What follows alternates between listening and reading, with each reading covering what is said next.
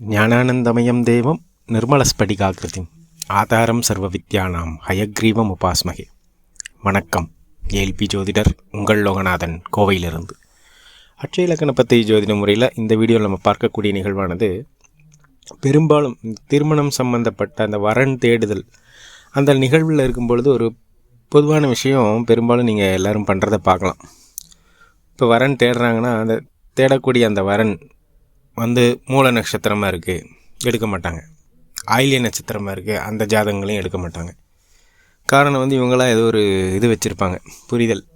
மூல நட்சத்திரம்னா இவங்களுக்கு ஆகாது, ஆயில்ய நட்சத்திரம்னா அவங்களுக்கு ஆகாது அப்படின்ற மாதிரி. பட் இது கரெக்டாக இருக்குமானா கண்டிப்பாக கரெக்டே இல்லை.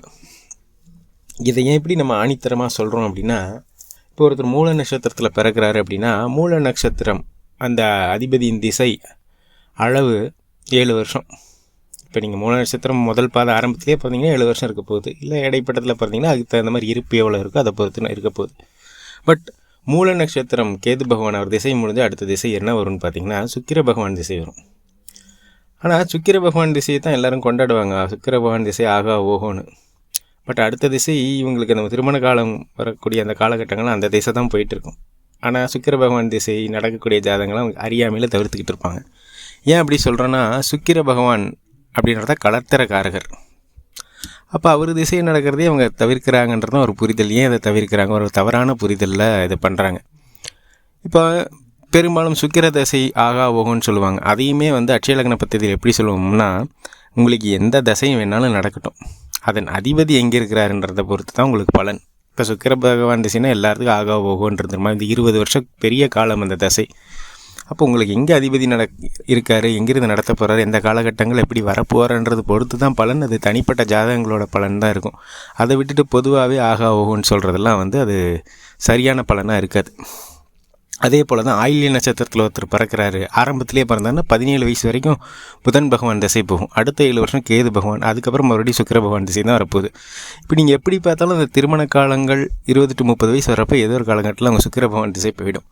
அப்போ நீங்கள் இந்த ஆயில்ய நட்சத்திரமாகட்டும் மூல நட்சத்திரமாகட்டும் அவங்க இந்த ஜென்ம நட்சத்திரமாக பிறக்கிறவங்கள நீங்கள் தவிர்த்திங்கன்னா அது என்ன எவ்வளோ பெரிய முரண்னு பாருங்கள். ஏன்னா பெரும்பாலும் சொல்லப்படுறது என்னென்னா சுக்கிர திசை நல்ல திசைன்னு சொல்லப்படுறது.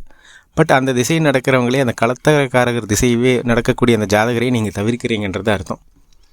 இது நம்ம புரிஞ்சிக்க வேண்டியது. ரெண்டாவது, பொதுவாக இந்த மூல நட்சத்திரத்தில் பிறந்தாங்க, ஒரு பெண் பிறந்திருக்காங்க அப்படின்னா அவங்களுக்கு திருமணம் ஆச்சுன்னா அவங்க வாழ்க்கை சூப்பராக தான் இருக்கும். அதுவே தெரியாது.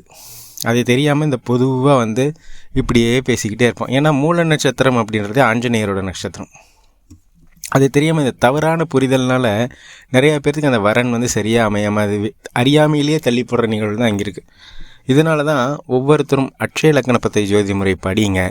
நீங்கள் எந்த காலத்தில் பயணிச்சுட்ருக்கீங்க, உங்கள் அதிபதிகள் எங்கே இருக்காங்கன்ற உங்களுக்கு தெரிஞ்சாலே உங்கள் வாழ்க்கை பயணத்தை நீங்கள் கரெக்டாக அமைச்சிக்க முடியுன்றதை நம்ம ஆணித்தரமாக சொல்கிறோம்.